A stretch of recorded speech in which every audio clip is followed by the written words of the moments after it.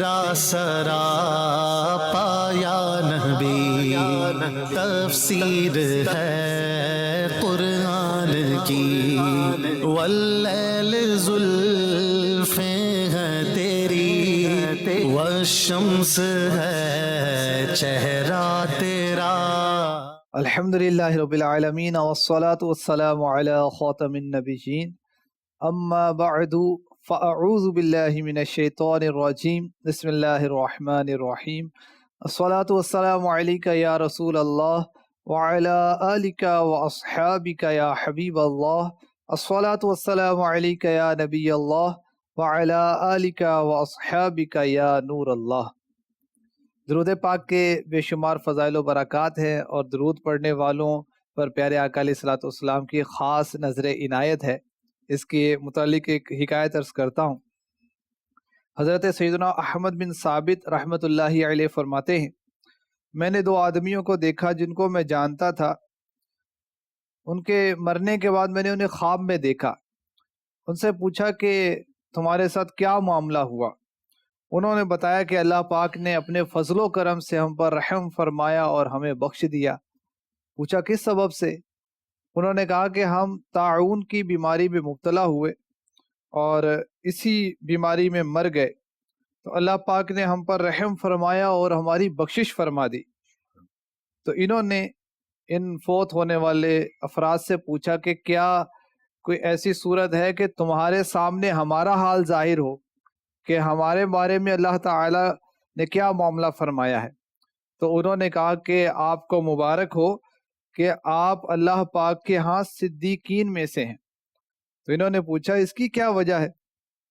انہوں نے بتایا کہ اس کی وجہ یہ ہے کہ آپ نے نبی کریم صلی اللہ علیہ وسلم کے متعلق ایک نظم لکھی ہے جو درود پاک کے فضائل پر مشتمل ہے، اس وجہ سے اللہ پاک آپ سے اس قدر راضی ہے۔ حضور فرماتے ہیں پھر میں بیدار ہوا، مجھے امید ہے کہ اللہ پاک مجھے اور میرے احباب کو درود پاک کے سبب بہت زیادہ فوائد عطا فرمائے گا۔ صلو علی الحبیب صلی اللہ تعالی علی محمد۔ مدنی چینل کے ناظرین، پروگرام زیارت رسول کے واقعات میں آپ کو ویلکم کہتے ہیں۔ زیارت رسول کے واقعات مختلف انداز سے بیان کیے جاتے ہیں۔ کسی نے پیارے آقا علیہ الصلوۃ والسلام کی خواب میں زیارت کی، کوئی نصیحت پوچھ لی، میرے آقا صلی اللہ علیہ وسلم نے کچھ تعلیم فرما دیا، نبی کریم صلی اللہ علیہ وسلم نے کسی نیک عمل پر حوصلہ افزائی فرما دی، خوشی کا اظہار فرما دیا۔ مختلف انداز سے عاشقان رسول کو زیارتیں ہوتی رہیں، اور ہم شروع سے ہی اب تک زیارت رسول کے مختلف واقعات بیان کرتے آئے ہیں۔ انشاءاللہ الکریم آج ہم زیارت رسول کے واقعات سنیں گے ان ہستیوں کے جو پیارے آقا علیہ الصلوۃ والسلام کی حیات مبارکہ میں ان کی صحبت سے فیضیاب ہو چکے، یعنی صحابہ کرام، چند صحابہ کرام علیہم رضوان کے زیارت رسول کے واقعات سنیں گے۔ نبی کریم صلی اللہ علیہ وسلم کے وصال ظاہری کے بعد انہوں نے جو خواب میں زیارت کی۔ جی سیدی، آج سب سے پہلے کس صحابی رسول کا واقعہ بیان ہوگا؟ اسلام کے دوسرے خلیفہ کا، سبحان اللہ، جن کی عدالت بہت مشہور ہے، جن کی سلطنت وہ آدھی دنیا پر قائم ہو چکی تھی، جن کی ہیبت سے کفار کانپتے تھے، جو کھلاتے تھے اور فاقے کرتے تھے، جن کو دیکھ کر شیطان بھی بھاگ جاتا شیطان بھاگ جاتا تھا، اور جو آخری عمر میں مسلسل روزے رکھتے تھے، اور جنہوں نے خلافت کے دنوں میں بھی پیوند لگا ہوا لباس پہنا، بہت سادہ زندگی گزاری۔ یہ ہیں میرے آقا حضرت سیدنا فاروق اعظم رضی اللہ تعالی عنہ۔ زیارت ان کے تعلق سے ہوئی تھی، انہیں نہیں ہوئی تھی۔ وہ زیارت جن صحابی کو ہوئی وہ ہیں حضرت بلال بن حارث مزنی رضی اللہ تعالی عنہ۔ ہوا یوں کہ دور ہے فاروقی اور قحط پڑ گیا، یعنی جو نظام زندگی ہے، اللہ آسمان سے بارش برساتا ہے، زمین سے پھر پودے درخت نکلتے ہیں، پھل پھول سبزیاں وغیرہ اناج وغیرہ، تو یوں نظام زندگی چل رہا ہے۔ بارش نہیں ہوتی تو قحط، آج کل تو خیر ٹیوب ویل اور یوں مصنوعی طریقے بھی ہیں، اس وقت تو یہ بھی نہیں تھا، تو اب لوگ بہت پریشان ہوئے۔ تو حضرت بلال بن حارث صحابی رضی اللہ عنہ بارگاہ رسالت میں روزہ رسول پر حاضر ہوئے، عرض کی یا رسول اللہ امت کے لیے بارش کی دعا فرمائے، امت ہلاک ہو رہی ہے۔ اللہ کے حبیب علیہ الصلوۃ والسلام نے خواب میں تشریف لا کر فرمایا تم عمر کے پاس جا کر اسے میرا سلام کہو اور بشارت دو کہ بارش ہوگی، غیب کی خبر میرے نبی نے بتا دی، یہ بھی کہہ دو کہ نرمی اختیار کرے۔ تو حضرت بلال بن حارث مزنی رضی اللہ عنہ نے اللہ کے حبیب علیہ الصلوۃ والسلام کی زیارت کی تھی۔ اچھا، اب اگلے دن حضرت بلال بن حارث مزنی رضی اللہ عنہ بارگاہ فاروقی میں حاضر ہوتے ہیں، عرض کی کہ میں آپ کی طرف اللہ پاک کا قاصد بن کے آیا ہوں، میں نے خواب میں جناب رسالت مآب کو دیکھا اور آپ فرما رہے تھے کہ اے عمر میں تو تم سے با اعتبار دانائی واقف ہوں، تم ہمیشہ دانا ہی رہے، سمجھدار رہے، عقل مند رہے، لیکن اب یہ تمہاری کیا حالت ہے؟ یہ سن کر فاروق اعظم نے پوچھا یہ خواب تم نے کب دیکھا؟ عرض کی کل رات۔ تو فاروق اعظم نے لوگوں کو 2 رکعت نماز پڑھائی، پوچھا ہے لوگوں میں تمہیں اللہ کی قسم دے کر پوچھتا ہوں کیا تم نے میری ذات میں کوئی ایسی بات دیکھی ہے مزید بہتری کی گنجائش ہو؟ لوگوں نے کہا نہیں۔ پھر فاروق اعظم نے بلال بن حارث مزنی رضی اللہ عنہ کا خواب سنایا تو لوگوں نے اس کی تصدیق کرتے ہوئے کہا اے امیر المؤمنین، بلال نے بالکل سچ کہا، آپ اللہ کی بارگاہ سے مسلمانوں کے لیے بارش طلب کیجیے۔ اب فاروق اعظم حضرت عباس رضی اللہ عنہ جو کہ میرے آقا علیہ الصلوۃ والسلام کے چچا جان ہیں، ان کو لے کر آتے ہیں اور رقت انگیز دعا کرتے ہیں، رو رو کر دعا کرتے ہیں اور اللہ پاک بارش نازل فرماتا ہے۔ سبحان اللہ، سبحان یہ تھا زیارت رسول کا واقعہ، اور حسن رضا رحمۃ اللہ تعالی علیہ کے اشعار بڑے پیارے۔ کسے ہے دید جمال خدا پسند کی تاب، کون سا جمال جو خدا کو پسند ہے؟ الفاظ کتنے پیارے، دید جمال خدا پسند، وہ جمال جو خدا کو پسند ہے۔ کسے ہے دید جمال خدا پسند کی تاب، وہ پورے جلوے کہاں آشکار کرتے ہیں؟ حضور اپنے پورے جلوے دکھاتے نہیں، جس کو خواب میں نظر آتے تو پورے جلوے نہیں ہوتے، پورے جلوے ہوں تو یہ حسن کون سا ہے، یہ جمال کون سا ہے؟ یہ وہ جمال ہے جو اللہ کو پسند ہے۔ سبحان اللہ، وہ اگر جلوہ کریں کون تماشائی ہو۔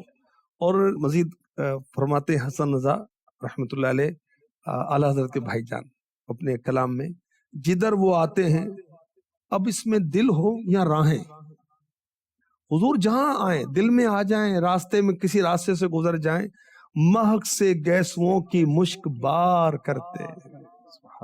آقا دل میں آ جائیں دل کو مہکا دیتے ہیں، گلیوں میں آ جائیں تو گلیوں کو مہکا دیتے ہیں۔ حسن کی جان ہو اس وسعت کرم پہ نثار کہ ایک جہان کو امیدوار کرتے ہیں۔ سب نے امیدیں لگا رکھی۔ اللہ اکبر، اللہ ہم پر بھی کرم فرمائے اور ہوں جس کی غلامی میں وہ آقا نظر آئے۔ کاش پیارے آقا علیہ الصلوۃ والسلام کے علم غیب کا بھی آپ نے اس میں ذکر کیا کہ میرے آقا صلی اللہ علیہ وسلم نے پہلے سے ہی فرما دیا کہ دعا ہوگی اور اللہ پاک بارش عطا فرمائے گا۔ اور حضرت فاروق اعظم کا انداز آپ نے جو بتایا کہ حضرت عباس رضی اللہ تعالی عنہ کو ساتھ لے کے جانا، وسیلہ پیش کرنا، وسیلے سے دعا کرنا، تو وسیلے کا بھی کنسیپٹ موجود ہے روایت۔ بالکل، دیکھیں جا کر دعا نہیں کر دی، حضرت عباس رضی اللہ عنہ کو خاص طور پر لے کر گئے کہ حضور کے چچا ہیں۔ بس لوگ اس طرح کی بات بھی کرتے ہیں نا کہ دعا تو اللہ پاک نے قبول کرنی ہے، تو اب کسی مزار پر جا کر دعا کرنے کی کیا حاجت ہے، یا وسیلہ دینے کی کیا ضرورت ہے؟ اب سمجھیں کہ علم دین سے دوری ہے یا جہل ہے، کچھ ہے جس کی بنا پر یہ پلے نہیں پڑتی یہ باتیں۔ تو جب ہم صحابہ کے حالات پڑھیں گے اور دین کی تعلیم صحیح معنوں میں عاشقان رسول علماء سے حاصل کریں گے تو یہ ساری چیزیں آشکار ہو جائیں گی۔ وَابْتَغُوا إِلَيْهِ الْوَسِيلَةَ، قرآن پاک میں یہ آیت کریمہ موجود ہے، اس کی تفسیر پڑھ لیں انشاءاللہ وضاحت ہو جائے گی۔ اور اب یہ دیکھیے کہ حضرت بلال بن حارث مزنی رضی اللہ عنہ مزار مصطفیٰ پر جا کر حاضر ہوتے ہیں، تو زندہ ہے واللہ، تو زندہ ہے واللہ، میری چشم عالم سے چھپ جانے والے عقیدہ ہے یا نہیں؟ جبھی تو عرض کر رہے ہیں، جبھی تو فریاد کر رہے ہیں کہ حضور بارش نہیں ہو رہی، قحط ہو رہی ہے، امت تکلیف میں، کرم فرمائے، دعا کریں رب سے۔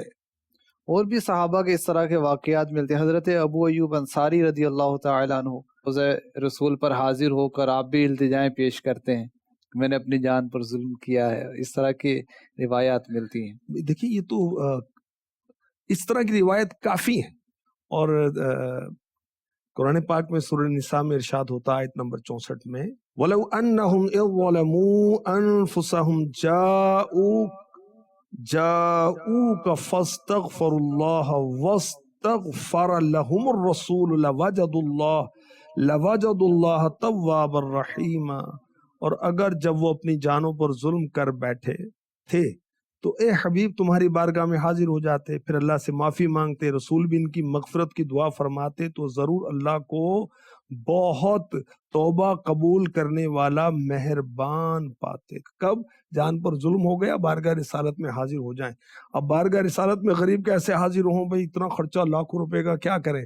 اعلیٰ حضرت امام احمد رضا خان عاشقوں کے امام، بہت بڑے حافظ قرآن، ولی اللہ اور مجدد اور مفتی اسلام، آپ فرما رہے ہیں کہ حضور کے عالم حیات ظاہری میں آپ صلی اللہ علیہ وسلم کی بارگاہ میں حاضر ہونا ظاہر تھا۔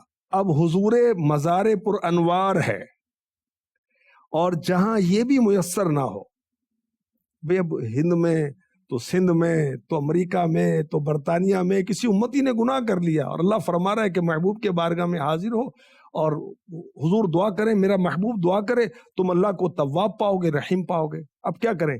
اعلیٰ حضرت بتا رہے ہیں جہاں یہ بھی میسر نہ ہو، دل سے حضور پر نور کی طرف توجہ، حضور سے توسل، فریاد، استغاثہ، طلب شفاعت کی جائے۔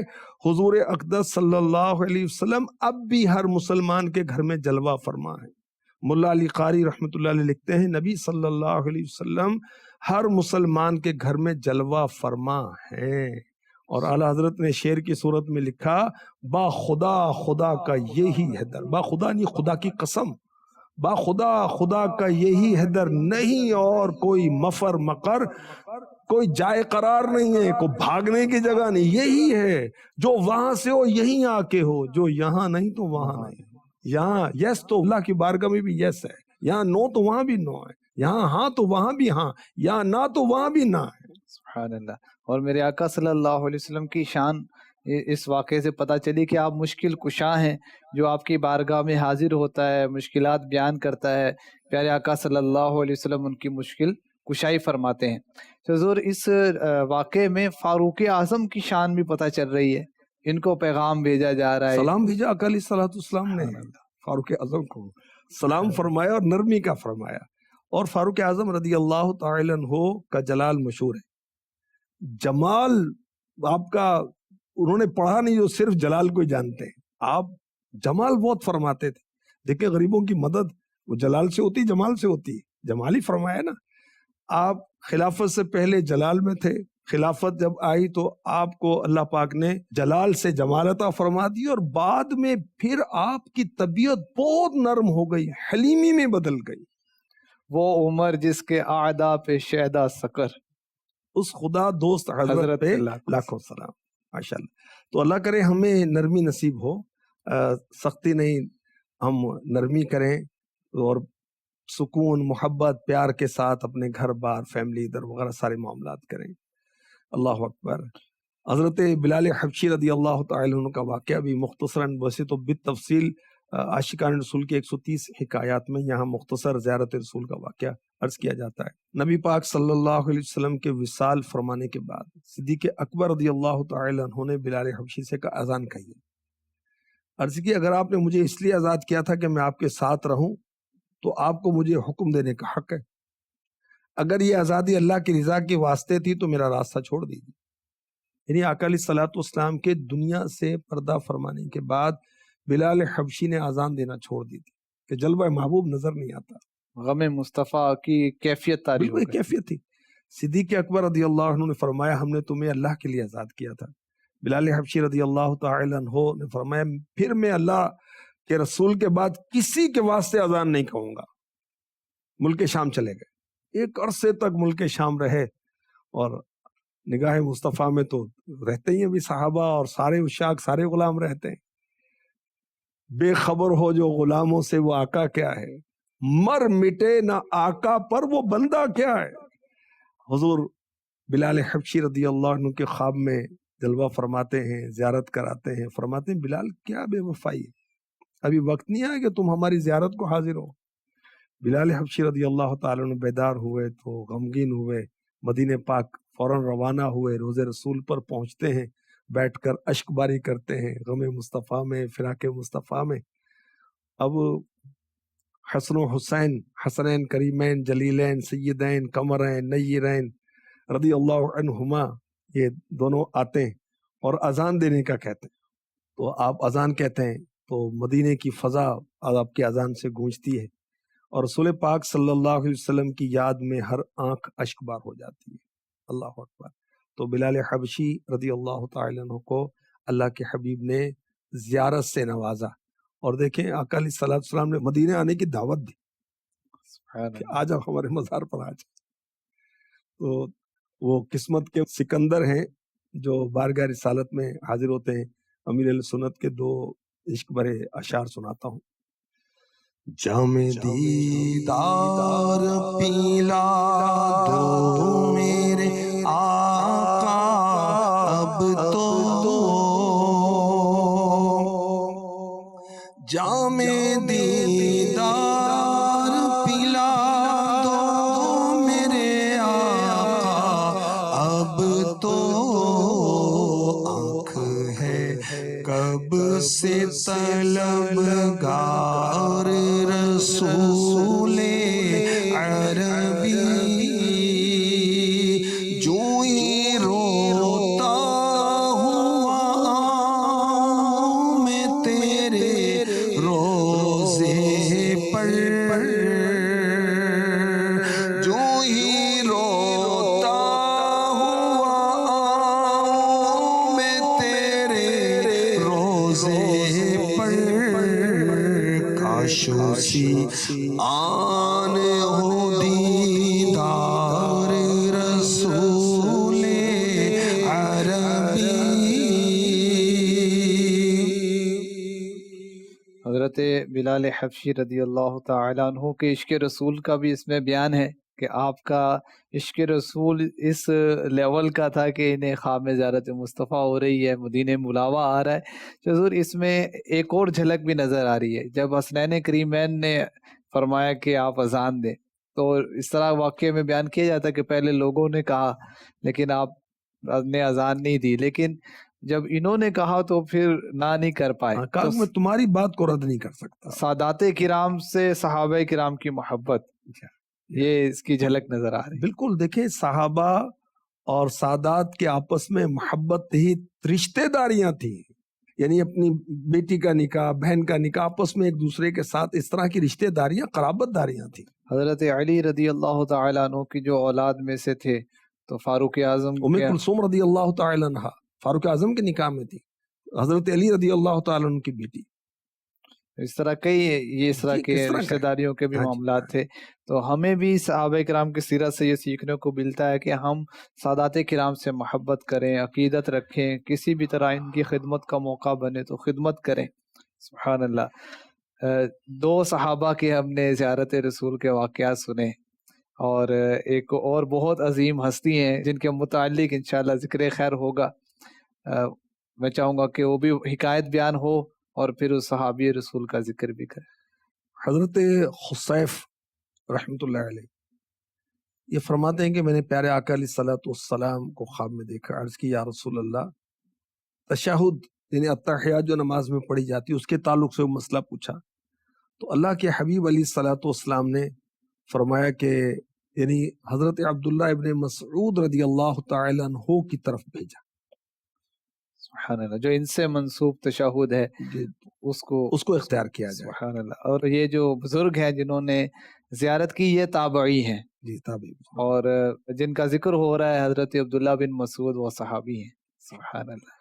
حضرت عبداللہ ابن مسعود رضی اللہ تعالی عنہ کا مقام و مرتبہ اس امت میں، آپ مجتہد صحابہ میں شمار ہوتے ہیں، آپ مفتی صحابہ میں شمار ہوتے ہیں، آپ حافظ صحابہ میں شمار ہوتے ہیں، اور شان دیکھیے عمر بھائی کہ آپ کہتے ہیں میں نے 70 صورتیں نبی پاک علیہ الصلوۃ والسلام سے سیکھی۔ سبحان اللہ، اتنی عرفہ اولا شان۔ اچھا، پہلے قبول اسلام سے قبل آپ ابو جہل کی بکریاں چراتے تھے اور وہ بدبخت آپ کو تنگ بھی کرتا، آپ کے بال مبارک کھینچتا اور آپ کو کہتا تھا بکریوں کا نکما چرواہا۔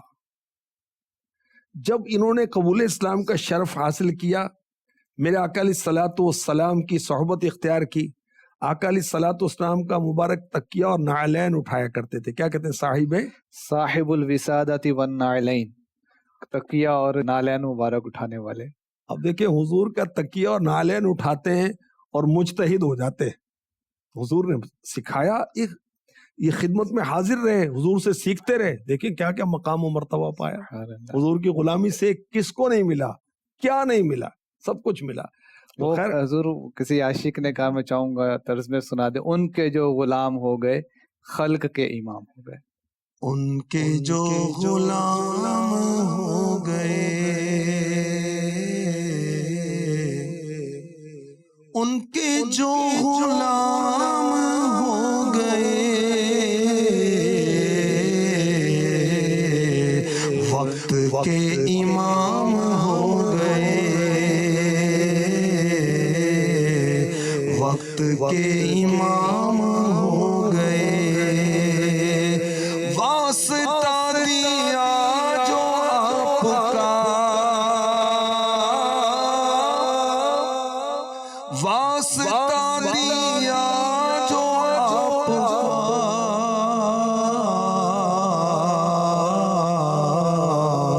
میرے سارے کام ہو گئے، میرے سارے کام ہو گئے۔ آقا علیہ الصلوۃ والسلام کی امت پر مہربانی اور کرم نوازی بھی ہے کہ دنیا سے پردہ فرمانے کے بعد بھی اپنی امت کو آپ مسائل بتا رہے ہیں، سمجھا رہے ہیں، سبحان اللہ، آگاہی دے رہے ہیں۔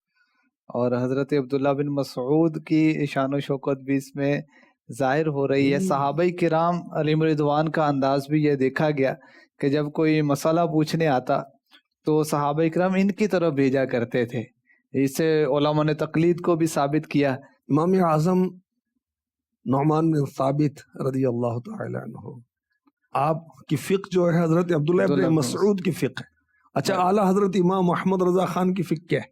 اعلیٰ حضرت نے اس کو بیان کیا کہ ہمارا جو سلسلہ فقہی ہے یہ امام اعظم کو ہی ہم فالو کرتے ہیں، حنفی، اور پھر وہ آگے حضرت عبداللہ بن مسعود تک جا کر پہنچتا ہے۔ سبحان اللہ۔ اچھا، آپ کو اللہ نے اتنی شان عطا فرمائی کہ پہلے آپ کو ابو جہل کہتا تھا بکریوں کا نکما چرواہا، بارگاہ رسالت میں تکیہ اٹھاتے ہیں، نعلین اٹھاتے ہیں، مجتہد اور کیا کیا مقام پاتے ہیں، اور غزوہ بدر میں ابو جہل کا گلا بھی آپ ہی نے پھر کاٹا۔ اللہ تو اللہ کی شان ہے، جو آپ پر ظلم ڈھاتا تھا، آپ پر زیادتی کرتا تھا، آپ کو الفل کہتا تھا، اللہ نے شان دکھائی اپنی، اور اس بدبخت وہ پڑا ہوا بے حس و بے حرکت، ہل بھی نہیں سکتا، اپنی تلوار بھی نہیں اٹھا سکتا تھا، کیونکہ حضرت معاذ اور معوذ رضی اللہ عنہما انہوں نے وار کر کے اس کو گرا دیا تھا، ابھی پار نہیں ہوا تھا، تو سر اس کا کاٹا تھا حضرت عبداللہ ابن مسعود رضی اللہ تعالی عنہ نے، اور پھر بارگاہ رسالت میں جا کر پیش کیا تھا۔ میرے نبی نے سجدہ شکر ادا کیا تھا کہ اس امت کا فرعون تھا، یہ سب سے بڑا دشمن اسلام کا یہ۔ تو خیر، حضرت عبداللہ ابن مسعود رضی اللہ تعالی عنہ کو اللہ پاک نے شان و عظمت عطا فرمائی میرے آقا علیہ الصلوۃ والسلام کے صدقے اور طفیل۔ سبحان اللہ۔ پروگرام کے آخر میں وظیفہ بھی بیان کیا جاتا ہے، آج بھی ہمیں کوئی وظیفہ ارشاد فرما دیں۔ اللہ اکبر۔ علماء فرماتے ہیں جو شخص طلوع اور غروب آفتاب کے وقت، یعنی جب سن رائز ہو رہا ہے اس وقت، یا سن سیٹ ہوتے وقت، غروب ہوتے وقت 21 مرتبہ 21 ٹائم سورہ قدر کا وظیفہ کرے، انشاءاللہ الکریم اس کو نبی پاک صلی اللہ علیہ وآلہ وسلم کی زیارت نصیب ہوگی انشاءاللہ الکریم۔ سبحان اللہ۔ مدنی چینل کے ناظرین، آج ہم نے 2 صحابہ کرام علیہم رضوان اور ایک تابعی بزرگ رحمۃ اللہ علیہ، ان کے زیارت رسول کے واقعات سنے، ان واقعات سے حاصل ہونے والے مدنی پھول بھی سنے۔ میرے آقا صلی اللہ علیہ وسلم مشکل کشا ہیں، میرے آقا غیبی خبریں دیتے ہیں، میرے آقا کا وسیلہ جو ہے مشکلات کو ٹال دیتا ہے، اور نبی کریم صلی اللہ علیہ وسلم جب چاہتے ہیں جس غلام کے پاس چاہتے ہیں تشریف لے جاتے ہیں، جس کو چاہتے ہیں مدینے بلا لیتے ہیں۔ مختلف مدنی پھول آج ہم نے چننے کی سعادت حاصل کی۔ اللہ کریم ہمیں یاد رکھنے کی توفیق عطا فرمائے، دوسروں تک پہنچانے کی سعادت نصیب فرمائے، آمین بجاہ خاتم النبیین صلی اللہ علیہ وآلہ وسلم۔ تیرا سراپا یا نبی تفسیر ہے قرآن کی، واللیل زلفیں ہیں تیری، والشمس ہے چہرہ تیرا۔